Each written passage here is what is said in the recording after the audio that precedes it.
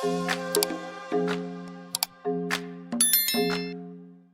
just have to know that literally every process that you go through in Germany, there is a legal backup, there is a legal part of the system that supports it. Some people think the Germans, they are closed, they are not very receptive, but I don't share that view. But the half-fledged Versicherung which you need to have should something go wrong. My name is Mike, and I am leading the Ojurasoft team, the guys behind Settling, the social media platform that connects and informs you about migration. We will be talking about the important things you should know as a foreigner living in Germany. With me is Desmond. So Desmond, I'll let you introduce yourself and let's kick off. Thanks so much, Mike, for the introduction. Hi to everyone, the audience. I count it as an immense prerogative extended to me generously by Mike to be able to learn and discuss some core knowledge or fundamentals that GS1 or which one should know as a foreigner living in Germany. About my person, like he rightly said, I'm Desmond Anim. I'm from Cameroon. In about a week from now, I'll be 8 years old in Germany. I work in the field of portfolio management for a pension firm in the city of Münster, and I'm a semi-pro footballer. So with that background, I'll be sharing some of my experiences, and I'm glad to learn so much from Mike. Thanks a lot, Desmond. So Mike, I just wish to find out, what do you think are the essentials? What must one know as a foreigner before coming to Germany? I guess what to know will depend on how you are coming to Germany. So are you coming first as someone who is coming to work professionally? So meaning you already have like a career back home, wherever you're coming from. So it would make sense to connect to people at that level. So people who are also working. Are you coming as a student to study in the uni? It would make sense to connect with some international students. And then if you're coming for vocational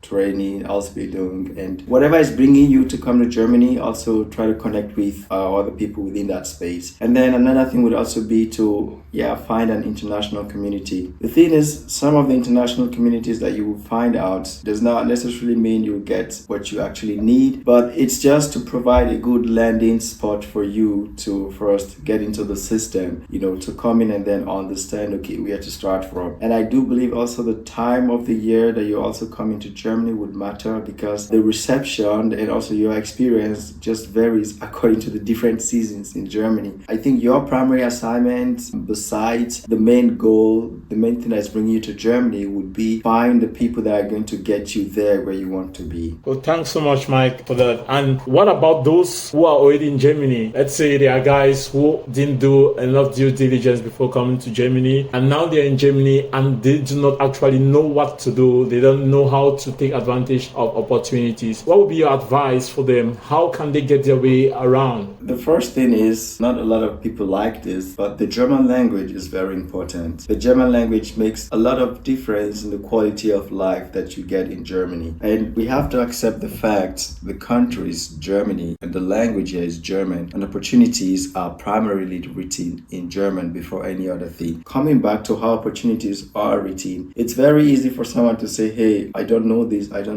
I haven't seen that. But where are you searching for it? Many people come to Germany with the expectation that Germany is a very digitally savvy country. It is to some extent, but primarily the infrastructure is still pretty much traditional. Come to Germany with an open mind, learn the language, understand that, hey, the culture, the tradition, and the system are most likely what you're not used to. Wow, Mike, thanks a lot for that. You spoke about the mindset, the mentality, one's paradigm or vantage point. And that's important because your orientation is relevant to how successful you'll be in Germany. Some people think the Germans, they are closed, they are not very receptive, but I don't share that view. Experience is subjective, I think the Germans, they need foreigners. Of course, they need foreigners. And what they are keen on is to have foreigners who like to learn their language, like to learn their culture. They don't just want people who are out there just to exploit and go back to their land. And I think it's respectful, it's honorable to have to deal with the culture. It's key. Mike, there is a saying that failing to prepare is preparing to fail. What do you think are some common challenges that foreigners face, people coming to Germany ought to know? I think the system most times just shocks them when you come with a different mindset, when you feel like, hey, it's a land flowing with milk and honey, or you compare it with other countries, like the US, the UK, Australia, and so on. And then you come here, then you're really shocked because from how long it takes to process some kind of application qualifications to applying for jobs, the expectation of the potential employer, to things like insurance here and there. If you don't have that open mindset to be willing to learn, then things are going to shock you a lot and really surprise you and disappoint you. A good example would be you are applying for a job and you don't prepare yourself to understand how is the German work culture like? What does my potential employer expect of me? What's the mindset? How should I approach it? How should I prepare my CV? How should I write my cover letter? You will be surprised that in as much as many foreigners complain that they do not have jobs, when you ask them to have a look at your CV, to have a look at your cover letter, you will be surprised that even you would not hire them, and then let alone someone who actually has a company and is looking for someone to hire, so it then makes you ask yourself, how much time did this person take to prepare? And then maybe another example could also be, where are you looking for those jobs?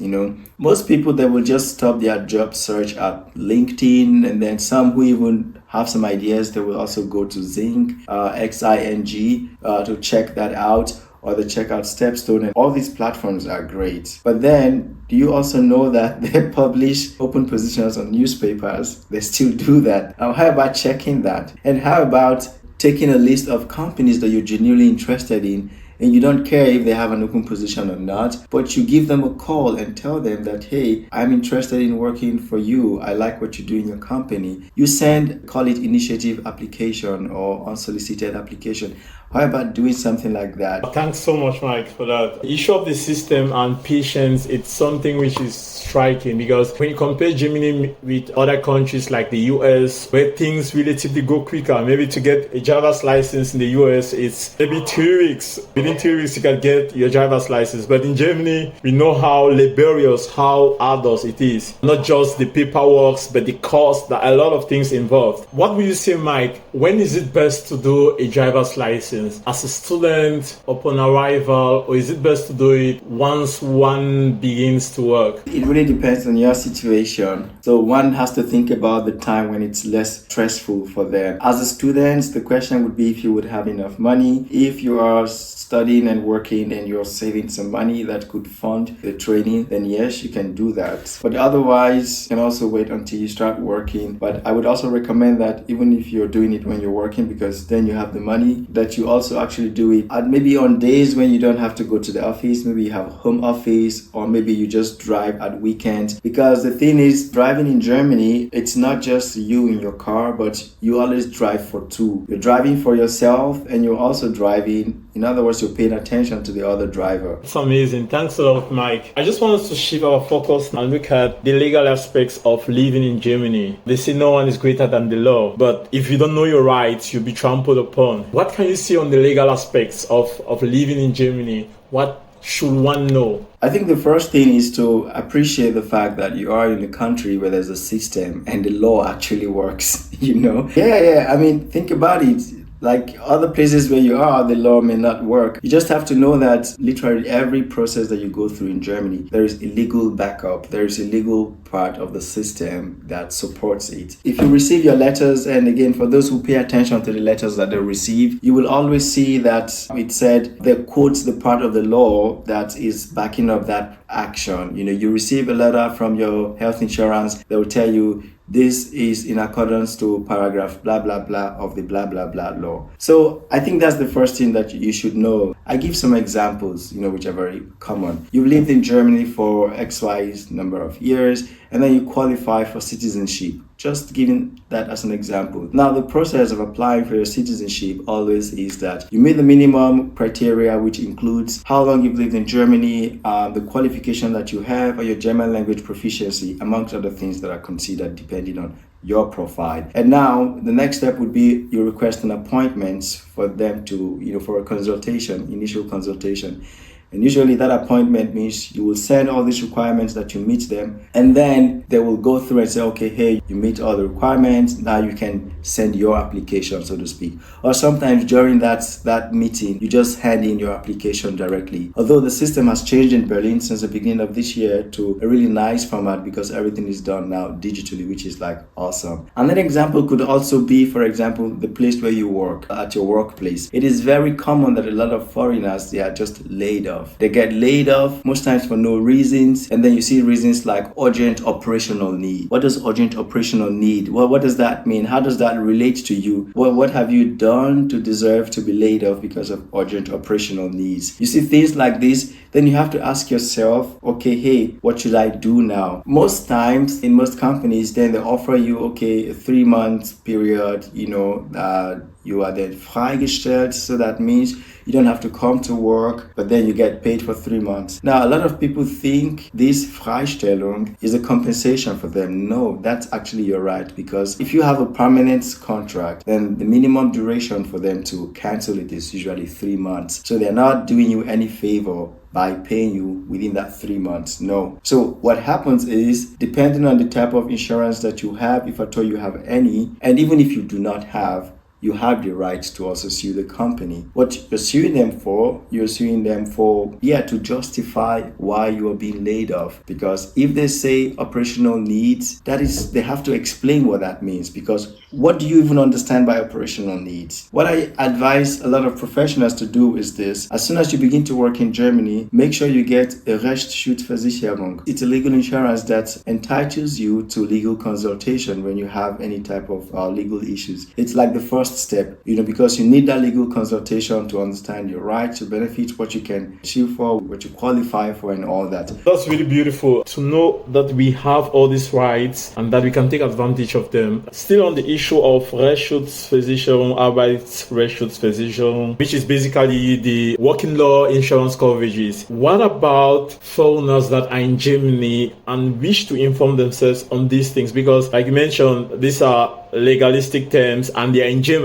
One has difficulties, first of all, understanding the language, and when it comes to the legal jargons, it could be much more arduous. So is it possible for anyone who is interested or would like to know about this to contact Settle In, or how should they proceed? Yeah, definitely you can contact Settle In with this kind of questions, 100%. So you can make the post on Settle In, for example, and just ask the community, or if you feel like, hey, you want to ask us directly, even though it's a service that we don't provide directly, but we are happy to reply to you, answer you, connect you with whoever you need to provide that service. You can email us. If you check our website, you'll see our email address, or feel free to even shoot us a message here on LinkedIn. It always, again, depends on your situation, so you know, okay, what type of legal coverage you need to have. If you're studying, there's some that you need to have. If you're working, there's some that you need to have. If you're a parent, there's some that you need to have. If you have a business, and so on and so forth. But by all means, feel free to shoot us a message here on Settle In or from our website. Okay, great. Mike, what about students? Because so far we've covered a lot of legal coverages for workers. Are there some aspects that students need to know? That's an interesting question, because the type of residence that you have and also the rights that you have depends on your status in Germany. The rights that you have as a student is much different from the rights that you have as a working professional. Most times as a student, you're not actually working like full-time. You usually have like a mini job, which doesn't actually entitle you to a lot of rights, but definitely rights like your household, where you live, dealing with the landlord, or the Haftpflichtversicherung, which you need to have should something go wrong in your home. You destroy something or someone destroys you. That's interesting. Okay, Mike, last but not the least question. So without this Rechtsschutzversicherung, Arbeitsrechtsschutzversicherung, Arbeitsunfähigkeitsversicherung, all these legal coverages, is it still possible to lay charges against your employer or against your landlord? And if it is possible, what are the possible disadvantages or the burdens that one will have to face? Of course, you can always sue anybody as an individual. It's just that your complaints need to get to the court in a legal way, in a legal format. And the only way to do this is going through a lawyer. I give an example. So if something happens and you do not have a Rechtsschutzversicherung, which entitles you to initial legal consultation, what that translates to is you have to pay for that initial legal consultation. And it depends also on the law firm. So I think recently a friend of mine was having an issue at his workplace. He doesn't have the Rechtsschiedsversicherung, they're charging him 190 euros for the erste Beratung, so for the first consultation. So you can imagine how expensive that is. And now let me even tell you, if you then do not have the Arbeitsrechtsschutz, so let's say you have the first one for the legal consultation, but then you don't have the main one. So I mean, it can go into thousands of euros if you're filing that through a lawyer. But it always depends on the weight of the case, right? So there are some cases that you know that 100% you're going to get that money back because of the situation, especially for like an unjust treatment at your workplace. Employees have to understand that the labor law is very strong in Germany, that it's almost impossible for you to be, for example, laid off without a good reason. And most employers, they don't even want to be dragged to court. Some could try to fight it as a way to intimidate you, but if you understand your right where you're coming from, you don't have anything to worry about, and if you have a good lawyer, you can be sure that they will give a good fight for you. Wow, thanks so much, Mike, for that. Yeah, Desmond, so any final words from you before we wrap it up? Oh no, I think you said everything, Mike. Thanks once again for inviting me. It's always a pleasure to share this keen, important topic on what foreigners should know in Germany, how we can thrive, how we can make our lives better. It was really amazing. There's so much which I learned again, which we didn't cover in the last time we spoke privately. So thanks again, Mike. No worries. Bye for now.